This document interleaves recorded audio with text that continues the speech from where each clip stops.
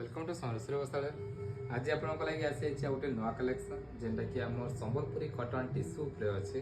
देखुन तार body base colour आसे रॉयल ब्लू आउ बॉर्डरटा आसे डार्क मेहंदी आसे बॉर्डरटा। देखुन स्कर्ट बॉर्डर पैटर्न रे अच्छे royal blue with dark mehndi colour combination रे अच्छे।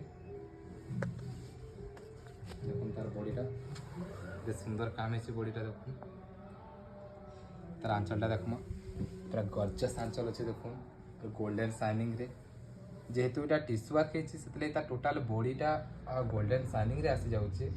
तार ब्लाउज पीसटा भी प्रिंटेड ब्लाउज पीस आसवा गोल्डन शाइनिंग रे टिश्यू वर्क रहा ब्लाउज पीस रे भी।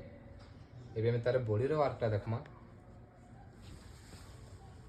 देखुन तार बॉडी रो वर्कटा सुंदर काम है पूरा फिनिशिंग वर्क है।